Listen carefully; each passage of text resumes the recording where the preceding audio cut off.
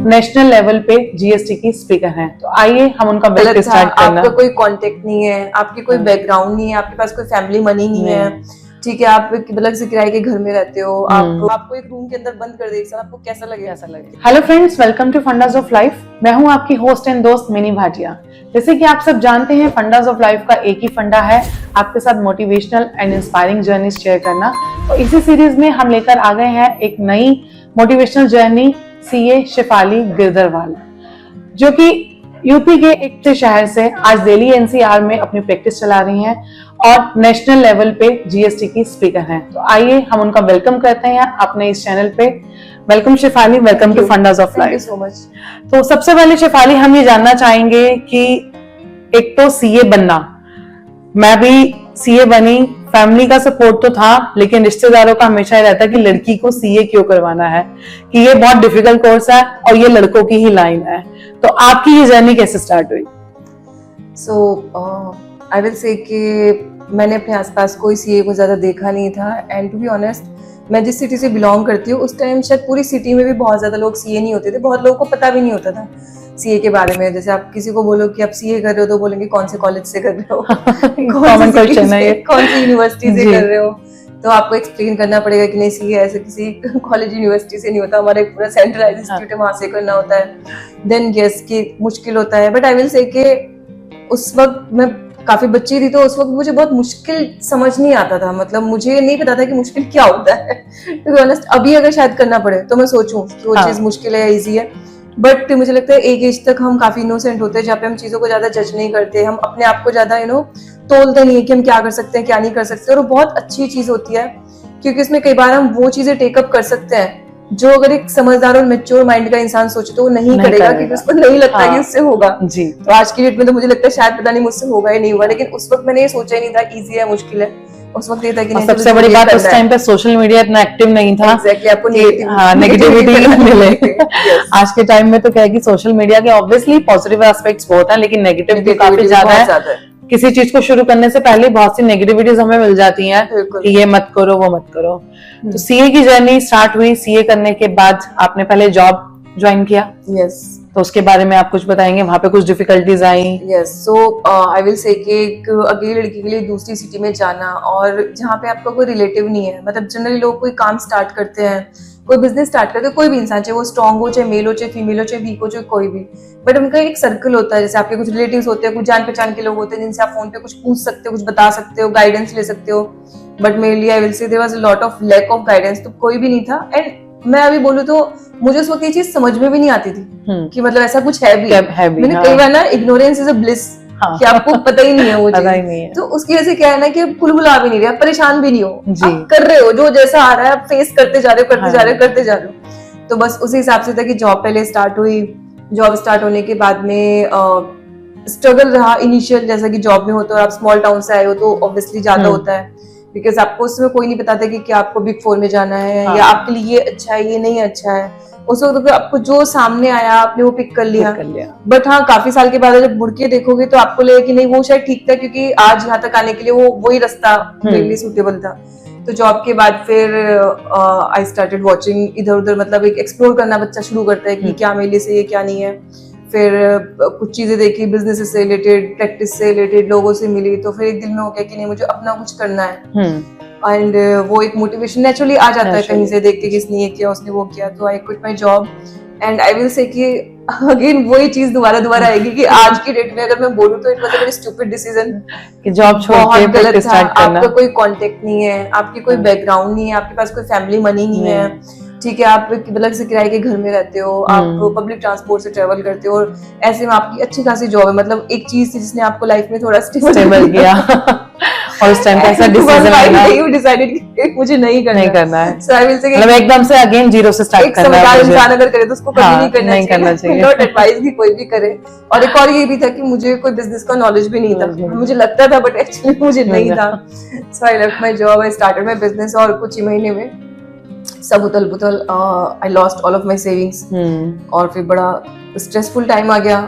और ये कई बार और भी होता है, जब आपके पास एक अच्छी डिग्री है तो कई बार आपको बहुत बड़ी डेटरेंट बन जाती है कि अच्छा कोई नॉर्मल इंसान गिरे तो ठीक है, हाँ। बट जो रनिंग कर रहा है वो कैसे गिर सकता सकता है? है? तो कभी आपकी क्वालिटी होना ना, जी। और मुझे लगता है कि जो लोग क्वालिटी होने के बाद भी कोई चीज स्क्रैच से शुरू करते हैं, you know, without the fear of embarrassment कि लोग देखेगा तो क्या कहेंगे, मैं ही तो मतलब मेरी तो हमेशा तारीफ होनी चाहिए जी। तो वैसा जो मतलब जिन लोगों में होती है पावर, आई थिंक वो बहुत स्ट्रांग होते हैं मेंटली। वो चीज होना बहुत जरूरी है कि आपको चाहे लाइफ में कितनी भी बड़ी सफलता क्यों ना मिली हो, आपको कुछ करना है तो आप उसको बिल्कुल स्क्रैच से कर सके, बिना ये सोचे कि अच्छा मुझसे नहीं हुआ तो सब लोग देख के मुझे क्या सोचेंगे। आई थिंक करेज वही होता है। हमें लगता है करेज का मतलब क्या है, जो छोटे बच्चे होते हैं जब आप ग्रो हो रहे होते हो, गाँव के बच्चे होते हैं, अलग अलग आप बैकग्राउंड को बिलोंग करते हैं, बच्चों को लगता है करेज का मतलब ये कि कोई मुझे कुछ कह के दिखाए। ये करेज का मतलब नहीं होता कि कोई मुझे कुछ कह के दिखाए, ऐसा नहीं होता। करेज का मतलब यही होता है कि आपने कोशिश की, आप गिरे, सब आपको देख रहे हैं, हंस रहे हैं, जज कर रहे हैं, ठीक है, लेकिन उसके बाद भी आप आराम से खड़े हो रहे हो, वो करेज होता है। उसके बाद भी आप काम कर रहे हो, गिरने के बाद दोबारा उठना। तो जब अपने प्रैक्टिस स्टार्ट की, ऑब्वियसली आपके फ्रेंड्स जो फेलो मेंबर्स रहे होंगे वो कहीं जॉब में होंगे या उन्होंने स्टार्टिंग से प्रैक्टिस स्टार्ट कर दी होगी और वो उस टाइम पे बहुत सेटल्ड होंगे, तो उनको देख के कभी कभार कोई नेगेटिविटी आई आपको कि मैंने ये डिसीजन क्यों लिया, कि मैंने जॉब छोड़ के अपनी एक स्टेबल लाइफ छोड़ के मैं प्रैक्टिस में आई? So I will say कि लाइफ में ना दुनिया में बहुत लोगों ने बहुत चीजें पाई हैं, ठीक है।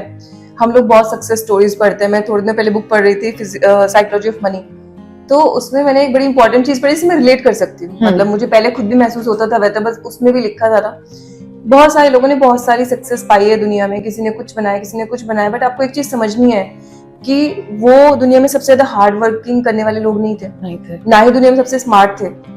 उतना हार्ड वर्क करने वाले, वैसे आइडियाज वाले, वैसी एग्जीक्यूशन स्किल्स वाले, वैसी स्मार्टनेस वाले करोड़ों लोग हैं दुनिया में जो कर भी रहे हैं। ये भी नहीं कि आप बोलो चाहे सब कुछ, उन्होंने ट्राई नहीं किया तो वो ट्राई भी कर रहे हो सकता है उनसे 10 बार ज्यादा ट्राई कर रहे हो।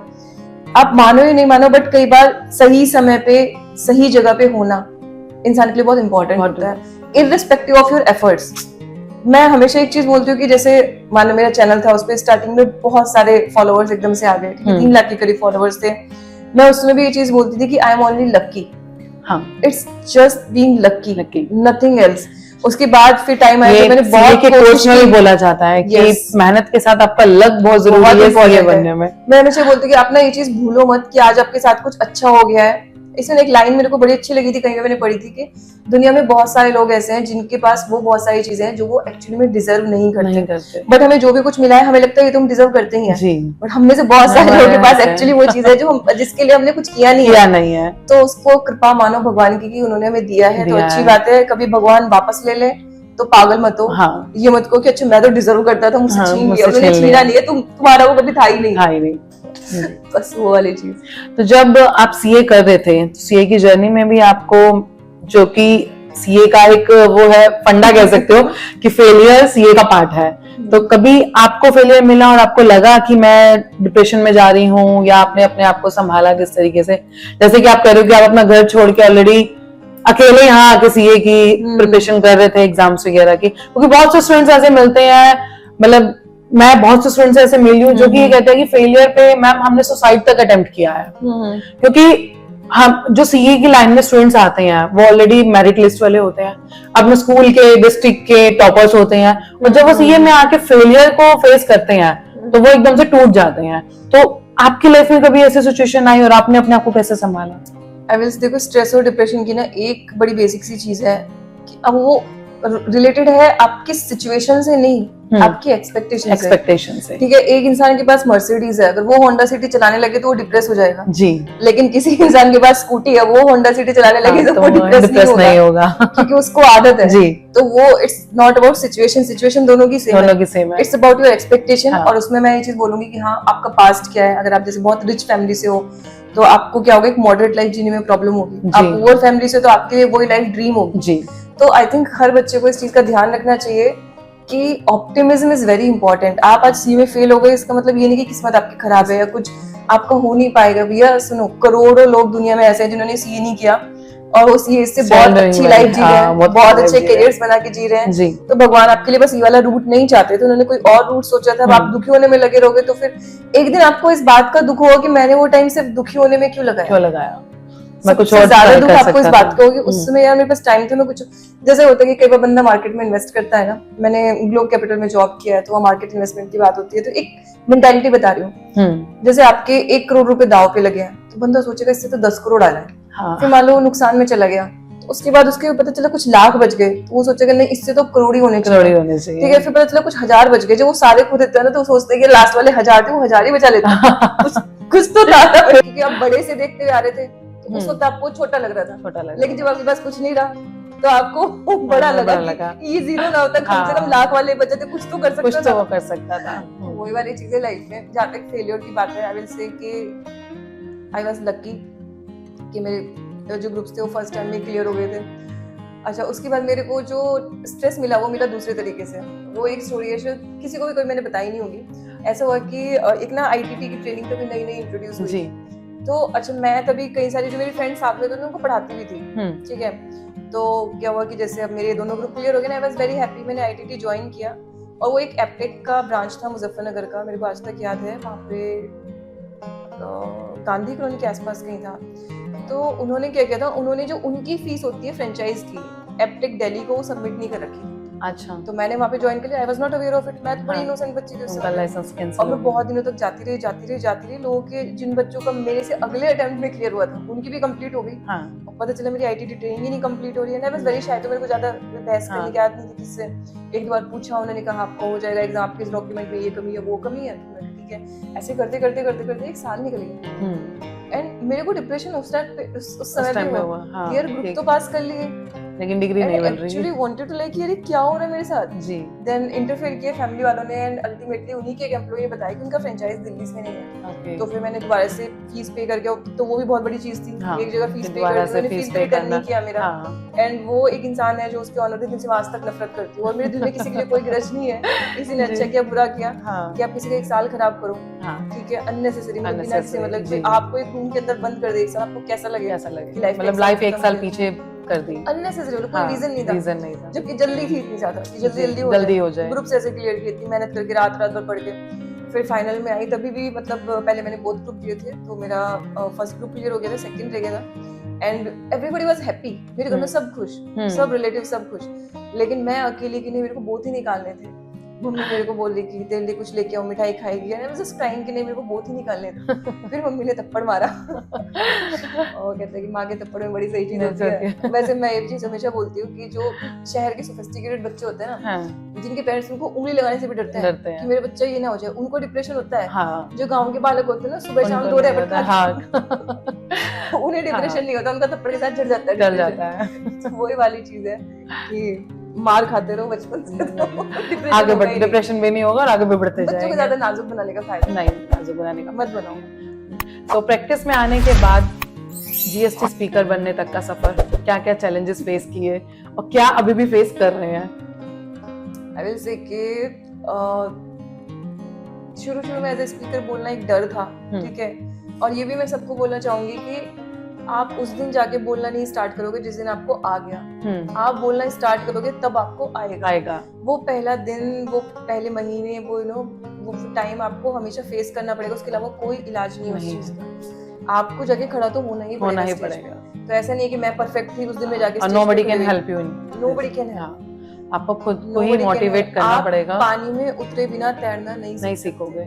आपको पानी से डर लगता है तो आप छोड़ दो, अदरवाइज आप दूसरे लोग आपको सिर्फ गाइड कर सकते हैं जी, लेकिन जाना आपको खुद ही पड़ेगा। वो गाइडेंस आपके काम आ सकता है, कई बार नहीं भी काम आ सकता, लेकिन आपको हिम्मत तो पहले दिन खुद ही करनी पड़ेगी कि मेरे को पानी में हाथ पैर छोड़ने हैं। तो बस आप वही सोच के साथ में जाओ, पानी में जाओ, हाथ पैर छोड़ लो, ठीक है, विद सेफ्टी। तो वो है कि मैं तो बोलूंगी कि अभी मैं सेमिनार लेती हूँ तो बहुत गैप होता है, तो हमेशा जब टाइम फिक्स हो जाता है ना, तो एक बार के लिए दिमाग में आता है हमारे माइंड की ना एक बड़ी इंपॉर्टेंट चीज है कि कोई चीज आप नहीं करना चाहते, आप नर्वस फील कर रहे हो, हेसिटेंट फील कर रहे हो ना, वो आपके सामने 100 कारण लाके रख देगा। जैसे आप इंटरव्यू के लिए जाना चाहते हो, ठीक है, अब आपको अंदर से थोड़ा नर्वस वो कि नहीं यार चलो किसी और इंटरव्यू में चलेंगे, ये बेकार है, आज गर्मी है, धूप है, अपने क्रिएट कर लेगा। तो आपको ना अपने माइंड से लड़ना है, तो आपको जो कुछ भी समझाए इट्स ओके मत जा, लेकिन आप बोलो नो इट्स नॉट ओके, मुझे जाना है। क्योंकि जब आप कोई फियर फेस करने वाले हो तो हमारा माइंड जो उसका एक नेचुरल प्रोटेक्टिव सिस्टम होता है, आपको बचाना चाहता है, ठीक है। तो आप जाओ, तो वो ये था कि पहले दिन गए, खड़े हो गए, ठीक है, फिर ये तब तक किसी ने कुछ क्वेश्चन पूछ लिया, तो क्या कुछ करेंगे? ऐसा जो आपको नहीं हाँ, पता, नहीं पता। ये तो हमेशा हाँ। डर होता ही है। बट आई विल से कि मेरे को हमेशा ऑडियंस भी अच्छी मिली, सब लोग अच्छे थे, ऐसा कभी कुछ वो बहुत ज्यादा दी सीक्रेट एक बुक है ना, तो उसमें ये लिखा गया कि आप जिस तरह का मैसेज देंगे अपने ब्रेन को या यूनिवर्स को, वही सेम सिचुएशंस आपके साथ एप्लीकेट होकर आती है और वैसा ही एनवायरनमेंट बन जाता है। बिल्कुल। जब आप किसी चीज को पूरी शिद्दत से चाहते हो तो पूरी कायनात आपको मिलाने में लग जाती है। फेमस डायलॉग है शाहरुख खान का। सो मतलब यही हम अपने स्टूडेंट्स को भी मोटिवेट करेंगे कि जो चीज आप करना चाहते हो, आपका ब्रेन आपको शायद रोके, आपका मन आपको चाहे रोके, लेकिन आपको रुकना नहीं है, उसको पाना है और आगे बढ़ना है। तो आप अगर जो स्टूडेंट्स, चाहे वो जीएसटी, चाहे डायरेक्ट टैक्स, इनडायरेक्ट टैक्स या किसी भी लाइन में जो व्यूअर्स हैं, जरूरी नहीं है कि वो सीए के स्टूडेंट्स हो, कोई भी आपको इस समय देख रहा होगा, तो आप उनको क्या मैसेज देना चाहेंगे? आई विल से कि आप में से बहुत सारे लोग ऐसे हैं जो कोई चीज़ बहुत मेहनत से कर रहे हैं, ठीक है, और आपसे नहीं हो पा रहा। मैं आपको सिर्फ यही कहना चाहती हूँ, just a matter of time. ऐसा बिल्कुल भी नहीं है कि आपसे नहीं होगा, कर सकते हो। और जब कभी कर लो लाइफ में, एक मैंने इंटरव्यू देखा था मनोज वाजपेयी का, उन्होंने बड़ी अच्छी बात बोली थी कि जब जिंदगी में आपका कुछ हो जाए और दूसरों का नहीं हो रहा हो, तो बस उस दिन उनको बेवकूफ मत समझना। ये मत समझना कि वो लेस स्किल्ड है, दे आर ऑल्सो स्किल्ड। उनका भी हो सकता है, उनका हो सकता है, मतलब आपका भी हो सकता है। तो आप खुद के लिए भी यकीन रखो कि जो भी आप मेहनत कर रहे हो, जो भी आप हार्डवर्क कर रहे हो, जब आप कोई चीज स्टार्ट करते हो, इट्स नॉट ईजी। जितनी ईजी चीजें दिखती हैं, हम लोग जब किसी की सक्सेस स्टोरी पढ़ते हैं तो हम उस स्टोरी का बस एंड देखते हैं कि एंड में उसको सक्सेस मिल गई। उसने उसमें कितनी स्ट्रगल किया, हम उस स्ट्रगल वाली चीज को देखना भी नहीं चाहते। हम चाहते भी नहीं कि वो हमारे साथ हो, हम सब उसको स्किप करना चाहते हैं। बट नहीं है, ऐसा नहीं हो सकता। एक लीनियर उसमें चलता है। और दूसरी बात है कि लाइफ में ना, कभी किसी का बहुत जल्दी कोई एक चीज हो गई, लेकिन उनकी लाइफ के अगले 10 साल किसी और चीज में निकल जाते हैं, ठीक है। कभी किसी के 10 साल की कोई चीज नहीं हुई, बट उसके 11वें साल में हो जाती है, तो दे आर हैप्पी। तो जब तक लाइफ में एक्सपेक्टेशन है, ऑप्टिमिज्म है, एफर्ट है, हिम्मत, बस ये रखो कि कोई भी बुरा दिन है ना, तो हमारी कोशिश होनी चाहिए कि बस हमें सर्वाइव करना है, किसी भी तरह सर्वाइवल करना है। देखो टाइम तो गुजर ही जाएगा, लेकिन आपने अगर बीच में अपना सर्वाइवल ड्रॉप कर दिया, आपने छोड़ दिया, तो फिर टाइम तो गुजरेगा, लेकिन दूसरों के लिए बदलेगा। हाँ, आपके लिए टाइम नहीं बदलेगा। आपका तो टाइम निकल गया, आपका टाइम चला गया, क्योंकि आपने सर्वाइव नहीं किया। पूरी फाइट जो है वो इस एफर्ट की कि आप सर्वाइव कर सको, खुद को जिंदा रखना। बस ये हमारी सिंगल रिस्पांसिबिलिटी है। बाकी लाइफ में जो अच्छा होना होगा भगवान खुद कर देंगे, अपने आप टाइम आएगा जी। एक विमल जैन सर की मैं काफी मैंने सेमिनार सुनी है, तो सर हमेशा एक लाइन बोलते हैं, कई बार बोलते हैं कि उसका ऋतु आए फल होए। अच्छा, उनका मतलब कहना होता है कि मतलब आप मन भर के कितना भी पानी डालते रहो पौधे में, वो फल तभी आएंगे जब उसका सीजन होगा। और जब ऋतु आएगी तो आप नहीं भी डाल दोगे एक दिन पानी, तो उसमें तब भी फल आएंगे। लेकिन आप सोचोगे अच्छा मैंने जो सर्दी उसमें डाला, होना है तभी होना है, मतलब वो उस समय भी नर्चर हो रही है जी। जब आप कोशिश करो, लेकिन आपको अपने एफर्ट्स नहीं छोड़ने हैं, आपको दिख नहीं रहा, लेकिन इसका मतलब ये देखो। एक चीज और भी है, जैसे आप भी हो, जैसे मैं जिम जाती हूँ, मैं जिम से उस चीज को बताती हूँ कि आप डेली जाके वहां पे ट्राई कर रहे हो, आप वेट उठा रहे हो, ठीक है। आप डेली वेट उठा रहे हो तो आपकी बॉडी में क्या बदलाव आ रहा है? कुछ भी नहीं हो रहा। अब मैं सोचूंगी अच्छा मेरे को तो 10 दिन हो गए वेट उठाते हुए, तो मेरा तो कुछ हो नहीं रहा। ऐसा नहीं है, आपकी बॉडी धीरे धीरे अडेप्ट कर रही है, आपका दिमाग भी वैसे धीरे धीरे ही अडेप्ट करता है। तो ऐसा नहीं कि आज आपने कुछ देखा आपको लगा आज तो कुछ हुआ ही नहीं, ऐसा नहीं होता। तो हर चीज को टाइम लगता है, और टाइम के साथ आप ज्यादा रियलिस्टिक होते हैं। तो जिम में जो बंदा पहली बार जाता है ना, वो 1 महीने में 100 किलो उठाने की सोचता है, लेकिन जिसको वहां पे जाते जाते 5 साल हो गए ना, वो 1 महीने में बस 10 किलो एडिशनल उठाने की सोचता है। रियलिस्टिक, उसको पता है कि उतना ही हो सकता है, उससे ज्यादा पॉसिबल नहीं है। अच्छा, लेकिन ये चीज भी है कि जब आप बिगिनर्स होते हो तो आप बहुत ज्यादा एफर्ट करते हो, क्योंकि आपके अंदर एनर्जी है, ऑप्टिमिज्म है। जब आप एक्सपीरियंस हो जाते हो तो अपने एक्सपीरियंस को यूज करते हो, तो आपको उतनी जरूरत भी नहीं होती, रहती भी नहीं एनर्जी। सो वही चीज है कि टाइम के साथ साथ आप चाहो या नहीं चाहो, बहुत सारी चीजें आप सीखोगे, आप अडेप्ट होगे। एक और एग्जांपल आपको छोटा सा देते हैं, जैसे हम लोग टीटी खेलते हैं, ठीक है। अब कई बार क्या होता है, जैसे कोई 2 साल से खेला है, कोई 5 साल से खेला है, जब कोई नया बंदा उनके साथ खेलना शुरू करता है, तो 4 महीने 5 महीने में वो उनको भी हराने लगता है किसी गेम में। यानी कि आपको नहीं पता, बट आपका माइंड, आपकी बॉडी, आपकी सोल उस हिसाब से जिस कॉम्पिटिटिव एनवायरनमेंट में आप हो, अपने आप उसको कवर कर रहे हैं, डेली बेसिस पे कवर कर रहे हैं। आपको दिख नहीं रहा, आप डेली हार रहे हो, लेकिन आप डेली हार रहे हो, लेकिन इसका मतलब नहीं कि आप बेटर नहीं हो रहे, तब भी बेटर हो रहे। सर्वाइवल बहुत जरूरी है। सो व्यूअर्स, शेफाली की इंस्पायरिंग और मोटिवेशनल जर्नी से हम तो बहुत इंस्पायर हुए हैं और आई होप आप भी बहुत इंस्पायर होंगे। शेफाली, अगर कोई आपसे कांटेक्ट करना चाहे तो किस तरह से कर सकते हैं? आपका इंस्टाग्राम पेज या यूट्यूब चैनल जिसके थ्रू वो आपसे कांटेक्ट कर सकते हैं? यूट्यूब चैनल का लिंक आप दे सकते हैं। यूट्यूब चैनल पे कोई चाहे किस नाम से आपका चैनल है? कंसल्टीज के नाम से चैनल है, उस पे आप देख कंसल्टीज, सकते हैं। Yes. ठीक है। तो और उसके इंस्टाग्राम पे मैंने शेफाली लीगल के नाम से अभी स्टार्ट किया है। Okay so I am sharing the legal updates, जो भी लीगल होता है, लॉ से रिलेटेड होता है, जी, आउट ऑफ इंटरेस्ट, क्योंकि लीगल फील्ड में मेरा बड़ा इंटरेस्ट है, उस वजह इंटरेस्ट से। है। हाँ। तो वहाँ ठीक से है। आप तो कर व्यूअर्स, सकते हैं। अगर आप शेफाली जी से कांटेक्ट करना चाहें तो उनका यूट्यूब चैनल और इंस्टाग्राम का पेज हम शेयर कर रहे हैं, तो आप उनसे कांटेक्ट कर सकते हैं। और इंस्पायरिंग और मोटिवेशनल जर्नीज देखने के लिए फंडास ऑफ लाइफ को सब्सक्राइब किए बिना मत जाइएगा। और इस वीडियो में आपको अगर कुछ भी अच्छा लगा हो तो कमेंट करना मत भूलिएगा और चैनल को सब्सक्राइब करना भी मत भूलिएगा, जिससे कि हम आपके साथ और भी motivational and inspiring journeys share करते रहें। I will say ma'am is doing very good work. Thank you so much. कर रहे हैं और प्लीज कमेंट किया कीजिए, क्योंकि नंबर से पता नहीं चलता इंसान को सामने वाले को क्या अच्छा लग रहा है, जी। क्या नहीं अच्छा लग रहा है। जब तक आप जब तक वीडियो बनाते फीडबैक हो, नहीं तभी आता हमें पता नहीं है। चलता। जी, चलिए, thank you so thank much, you. Thank you.